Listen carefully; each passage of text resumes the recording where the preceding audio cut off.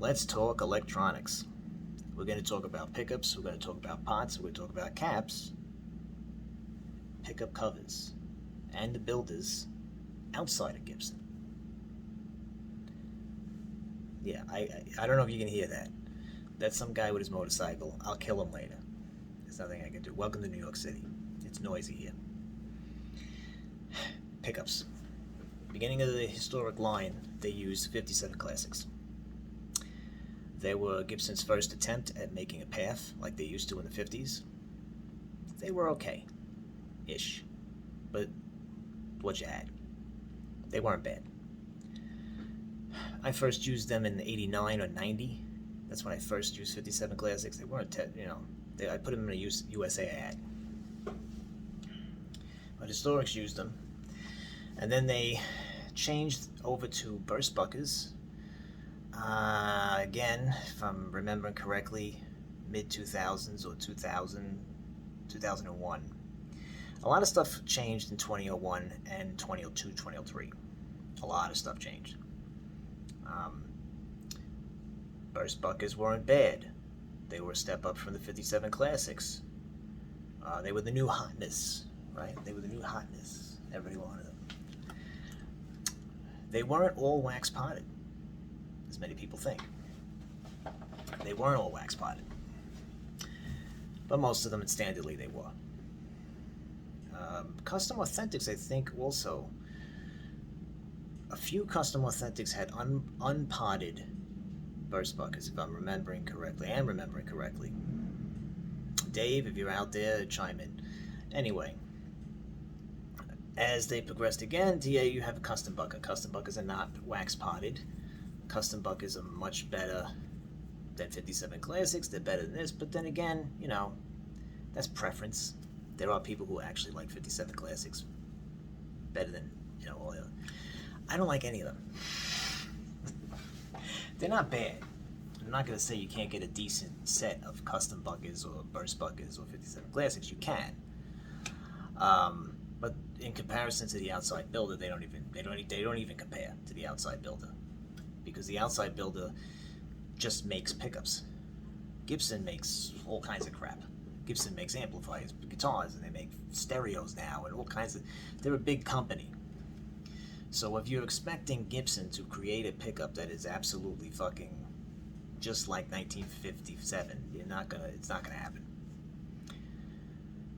They spend much more time on the actual guitar itself. Pickups used to be outsourced. Yes, they were. Let's not get into that. Anyway, outside builders. You have a lot of people out there who make pickups. A lot of people out there. And I've tried a few. I like specific ones.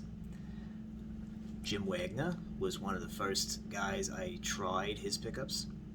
I have his Crossroads in 3 of my guitars. I have 3 sets of his. I used to have 4. I gave 1 set to an old friend who's no longer a friend. But Jim's picks were fantastic. Always loved them. They're still in my guitars. I still use them. I recently had Mike O'Donohue. He made me a whole bunch of pickups. Mike also, great builder. Geppetto pickups, try him out. You have John from Throwback. A lot of people know who Throwback is. John from Throwback. I knew John when he first started the company. Very nice guy. Mark OX4, great pickups as well. These guys make fabulous pickups that are much better than anything Gibson produces. They're not wax potted.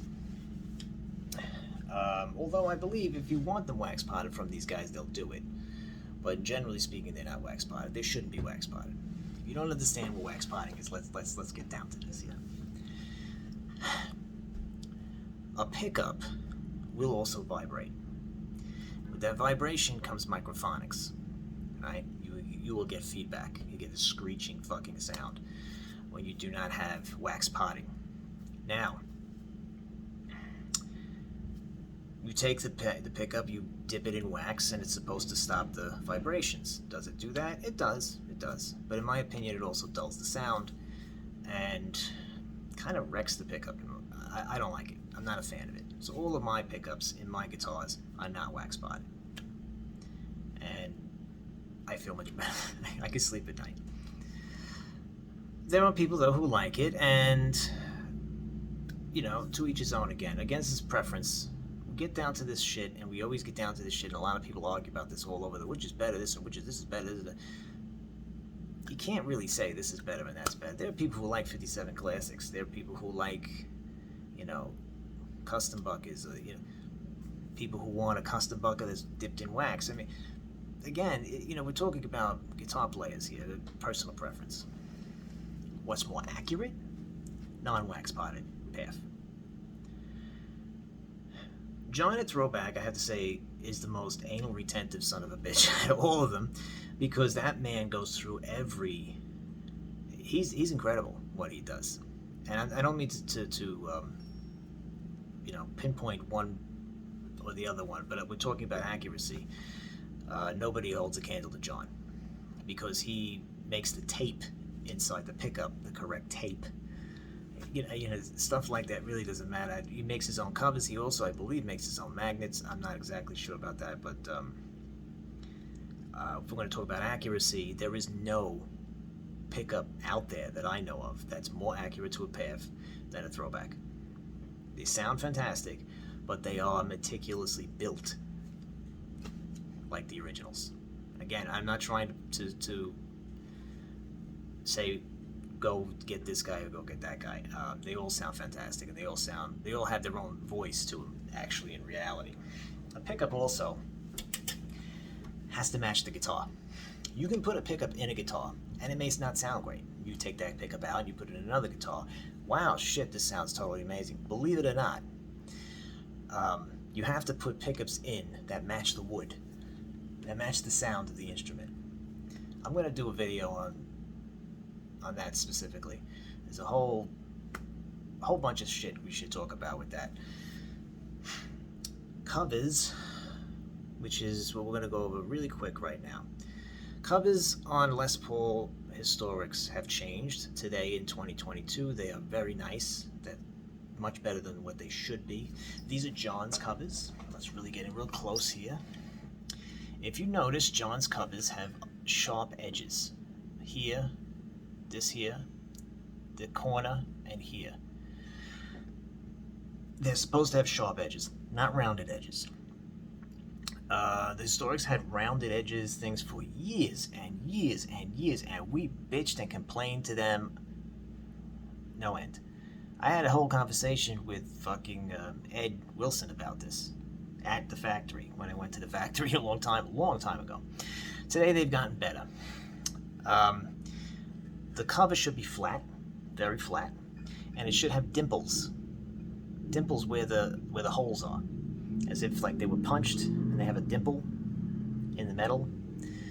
That's the correct cover of a path. Humbug. I should have different examples. I'd have to dig them out.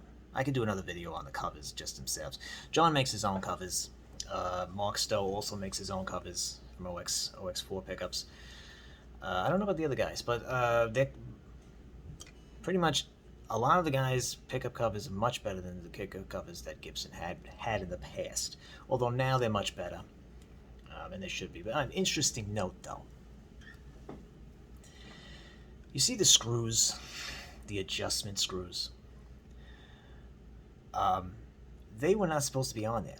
When Stealth Lover invented the humbucking pickup, he invented the pickup without the screws. So it was just a plain cover with no screws. You know why they put the screws in, don't you? Because marketing wanted something to talk about. This is 1957. So as you see, Gibson has not changed his tune for 70 years. They always need something to talk about, you know? Like, no, we have to change this here. There you go. We have something to talk. We changed this. Buy the new guitar. But that's the truth. That's what they did. I always keep these flat. I don't bother fucking with these. On to the pots. Pots and caps. At the beginning of the Historic Collection, They used pots that were probably about 200K. They were really shitty. They were linear taper. They weren't audio taper. The caps were these orange drop ceramic pieces of crap. I don't like them. We all ripped them out, and we all put new caps in. There was a big business in that. People would have new harnesses and whatnot. Caps should be oil and paper caps. That's what they should be in a 50s Les Paul. Not ceramic. Does it really matter? Let's this is gonna be good. This is gonna be good. Get ready for this one. Caps. Do you need a Lux cap in your guitar?